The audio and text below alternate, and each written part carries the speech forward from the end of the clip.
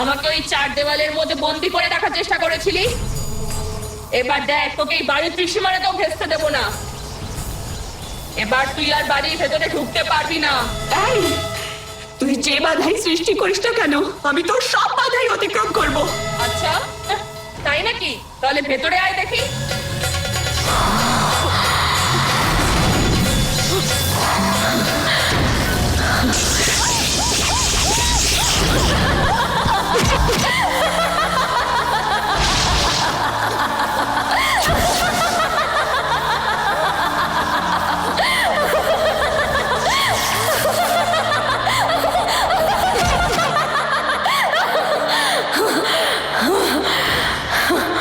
পারছিস না তো ঢুকতে এবার?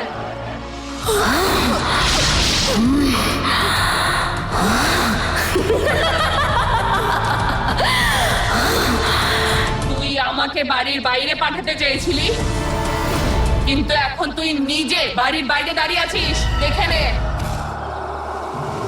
এবার আমি ওই বাড়িতে ঢুকে সবার প্রথমে কাকে মারবো জানিস? তোর মেয়েকে আমি মেরে ফেলবো।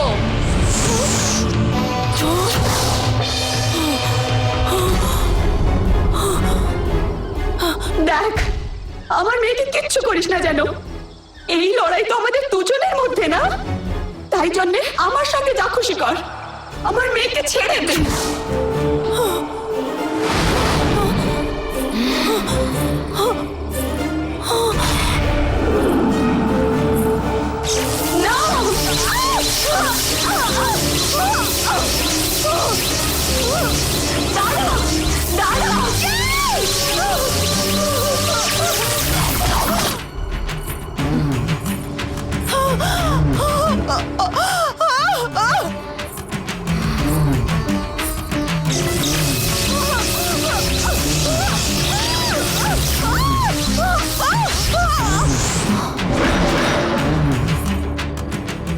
আমার মেয়ের কোনো ক্ষতি করিস না।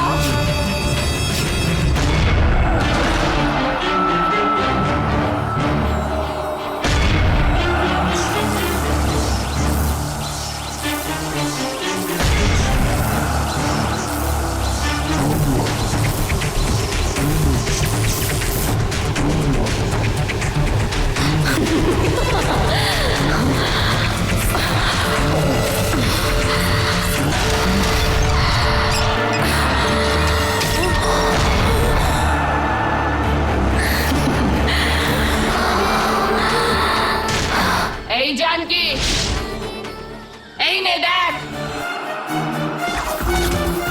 না, আমার মেয়েকে ছেড়ে দে।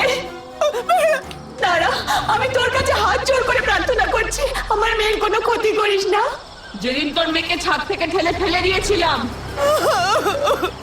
সেদিন তো তুই ওকে রক্ষা করেছিলি। যেদিন ওকে ওই ট্রাকের মধ্যে আটকে রেখেছিলাম, সেদিনও বাঁচিয়েছিলি। আজ দেখি কি করে বাঁচাস। দাঁড়া, ও তো একটা নিষ্পাপ বাচ্চা।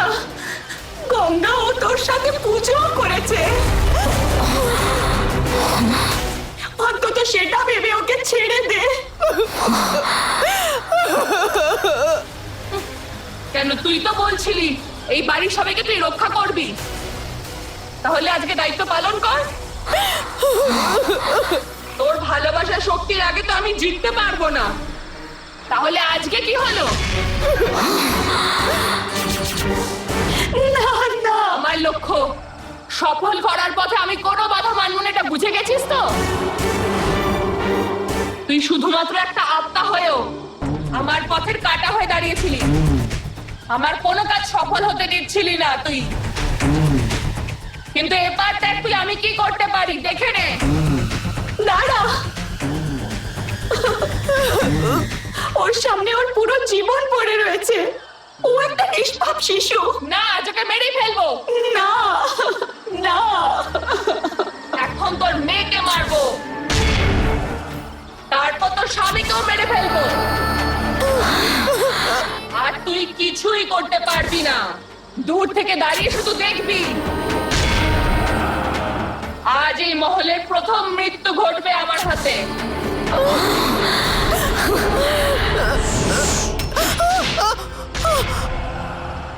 না, ওকে এভাবে ফেলিস না।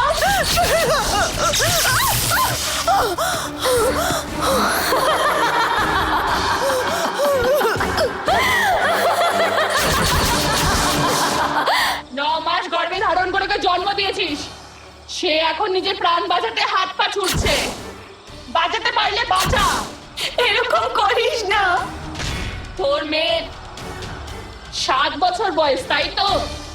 তাই জন্য আমি 7 অব্দি গুনবো। ততক্ষণ তুই ওকে 2 চোখ ভরে মনের খুশিতে দেখে নে। না, আমার মেয়েকে ছেড়ে দে, কোনো ক্ষতি করিস না। 1,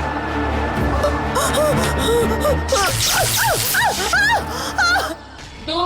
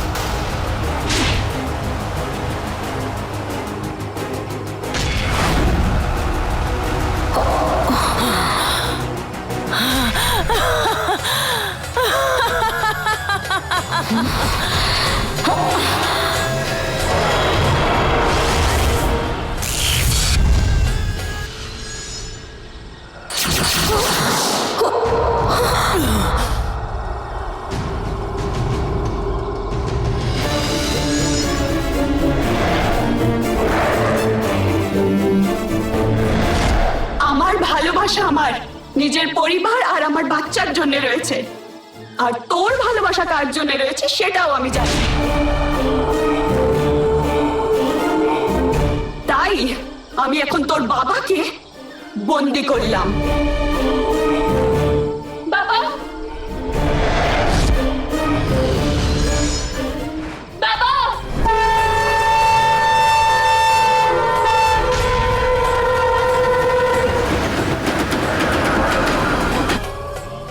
বাবা,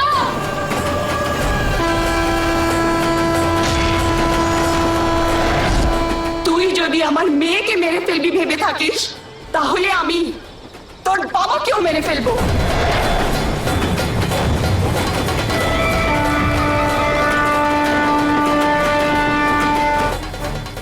এই জানকি, না, এরকম করিস না। আমার বাবাকে ছেড়ে দে। তুই যদি চাস আমি তোর বাবাকে ছেড়ে দিই, তাহলে তোকে আমার মেয়েকেও ছাড়তে হবে। না জানকি, আমার বাবার ক্ষতি করিস না। আমি 3 অব্দি গুনবো, তার মধ্যে আমার মেয়েকে সাবধানে নিচে নামিয়ে রাখ, তারপর মাটিতে পোতা কাপড়টা বার করে রাখ। এই, আর নয়তো তোর বাবা এই ট্রেনের সামনে এসে পড়বে, ওনার দেহের টুকরো টুকরো হবে। আমি তোর মেয়ের কোনো ক্ষতি করবো না।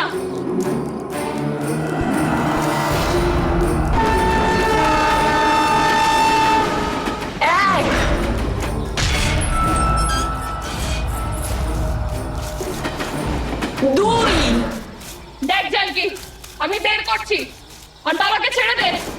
ওই কাপড়ের টুকরোটাকে ফেলে দে।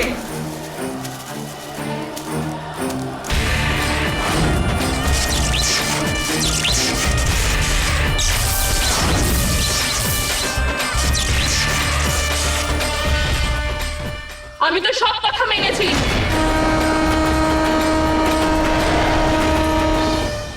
ওনাকে ছেড়ে দে। ছেড়ে দে ওনাকে, ছেড়ে দে।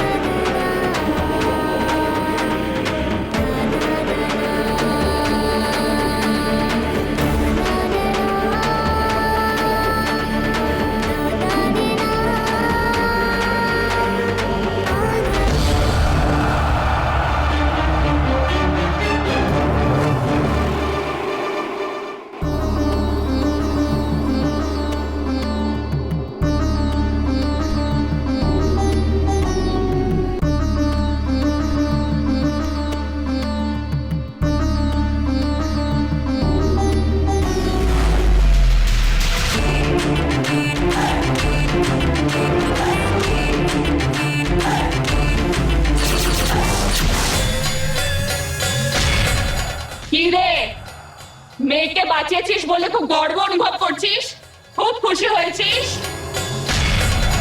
কিন্তু তোর এই খুশি বেশি দিন থাকবে না। তুই তো শুধুমাত্র একটা সাপ, আর আমি একটা মা। তোর পাতা জাল থেকে আমার মেয়েকে কি করে রক্ষা করতে হবে আমি সেটা জানি। তুই কি কি জানিস সেই সব আমাকে আগেই জানিয়েছিস। আজ অব্দি তোর খেলা আমি নিজের চোখে দেখিনি, কিন্তু আজ তুই আমার বাবার ওপর ভর করেছিলি।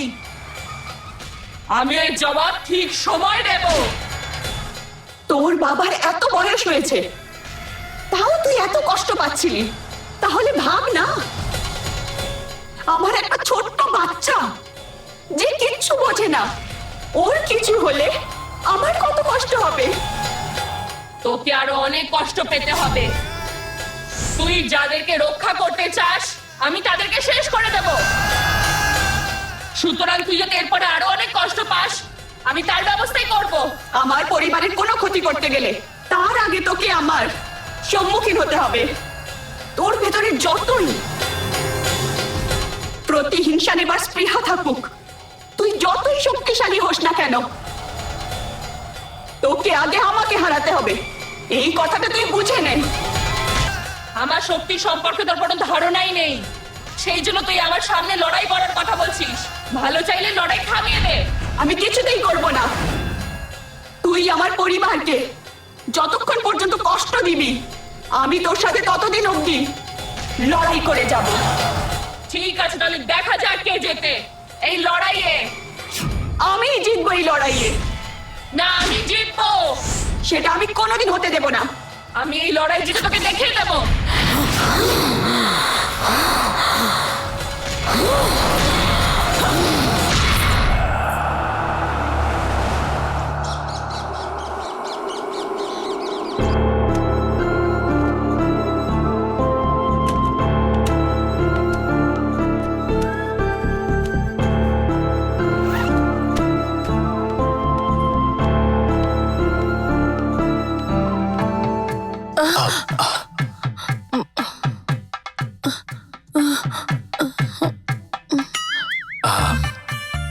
এখানে এখন কে রয়েছে জানকি না দেবী আন্টি, বুঝবো কি করে?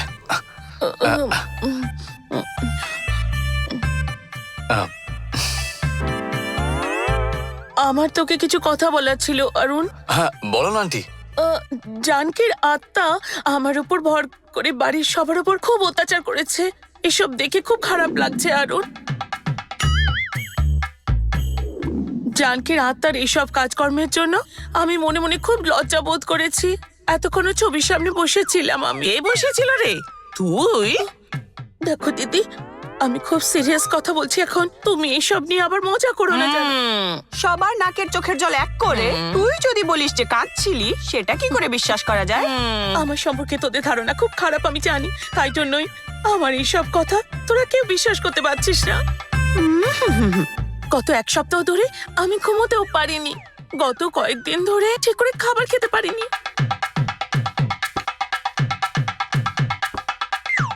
আমার উপর জানকির আত্মা ভর করে আমি খুব কষ্ট দিচ্ছে। এই কষ্ট আর সহ্য করতে না পেরে জানকির ছবির সামনে দাঁড়িয়ে দাঁড়িয়ে খুব জোরে জোরে কাঁদছিলাম, এত জোরে যে গলা ভেঙে যাবার জন্য। তারপর তোর চিৎকার শুনে আত্মা তোর সামনে এসে দাঁড়ালো। আরে মঞ্জু, তুই তো একদম ঠিক ধরেছিস। তুই যে কি বলতে পারিস এতদিনেও কি সেটা কারোর বুঝতে বাকি আছে রে? আরে না না দিদি, আমি এরপর কি বলবো তোমরা কেউ বলতেই পারবে না। কেন, এমন কি বলবি তুই? জানকির আত্মা আমার উপর কেন ভর করেছে, এই প্রশ্নটা আমাদের সবার মনের মধ্যে ছিল। সেই প্রশ্নের জবাব জানকির আত্মা নিজে দিয়ে গেছে আমাকে। এই ভূত এসেছিল সেটাই একটা মিথ্যে কথা, আরো একটা মিথ্যে। ও তোর সাথে এই নিয়ে কথা বলে গেছে। আরে দিদি তুমি শোনো না, তোর কি মনে হয় আমরা পাগলা গারদ থেকে এসেছি? তোমরা আমার বাইরেটা দেখছো তাই আমার কোনো কথা বিশ্বাস করছো না, কিন্তু আমার যে কত কষ্ট সে কথা শুধু আমিই জানি। আমার আমার কথাটা একবার তো শোনো দিদি, প্লিজ দিদি। দিদি, ও এখন কান্নাকাটি শুরু করবে, তার আগে আমরা শুনেই নেই না কি বলছে। হ্যাঁ, ওর কথা শোনার মতো মাথা খারাপ এখনো হয়নি আমার। তোরা শুনলে শোন। আরে দিদি, তুমি না হয় ভূতে বিশ্বাস করো না তাই চলে যাচ্ছ। 2 মিনিট দাঁড়িয়ে যাও না, এসো। দেবী, এবার বল জানকির আত্মা এসে তোকে কি কি কথা বললো? মঞ্জু, আসলে অরুণের সাথে গঙ্গার যে বিয়ে হয়েছে সেটা ওর একদম পছন্দ না। হ্যাঁ, এই বাড়ির ছেলের বউয়ের একটা স্ট্যাটাস থাকা উচিত, কিন্তু গঙ্গার সেরকম পারিবারিক লেভেল নেই। জানকির জায়গাতে একজন কাজের লোক এসেছে, সেটা ওর একেবারেই পছন্দ হয়নি। ও চাই ভুলটা সংশোধন করতে।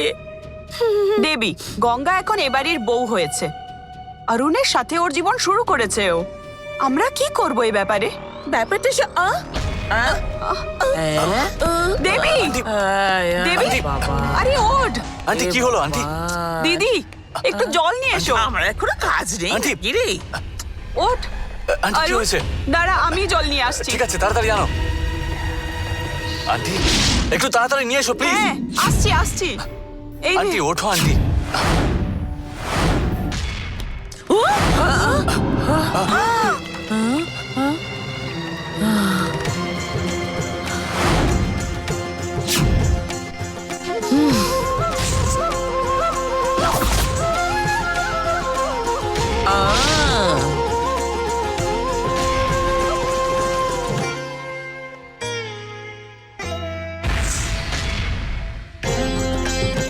এই, আমি তোদের সামনে জানকি। এইরকম সিন আমি সিনেমাতে অনেকবার দেখেছি।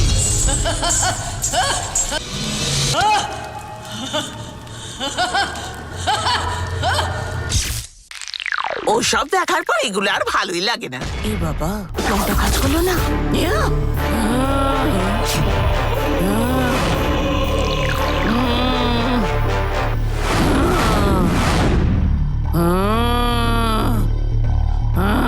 এই সিনটাও আমি সিনেমাতে অনেক দেখেছি, নতুন সিন স্টকে নেই।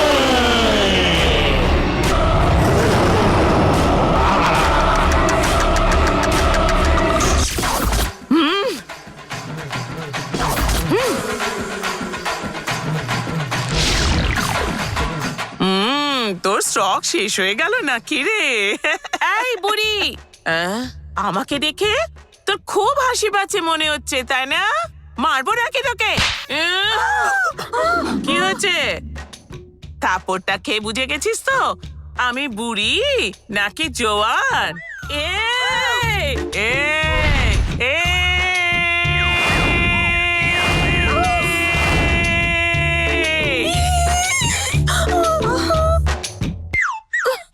কার সামনে নাটক করছিস? মনে রাখিস আমি এসব অনেক দেখেছি।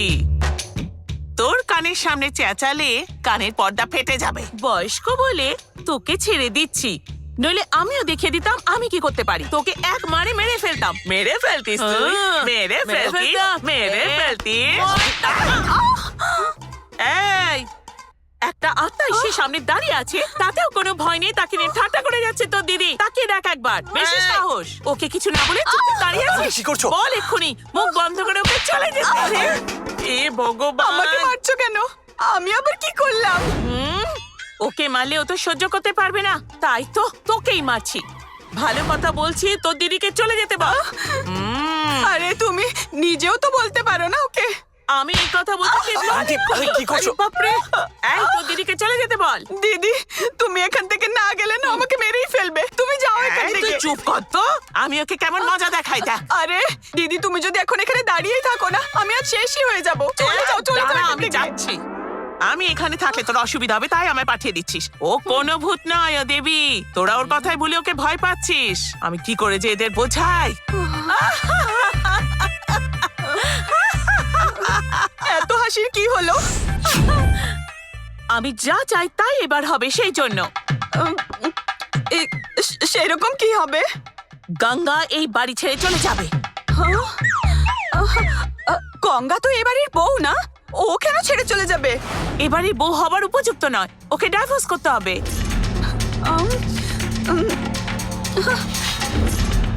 দেখো, যদি চাও গঙ্গা জীবিত থাকবে তাহলে ওকে ডিভোর্স দিতে হবে।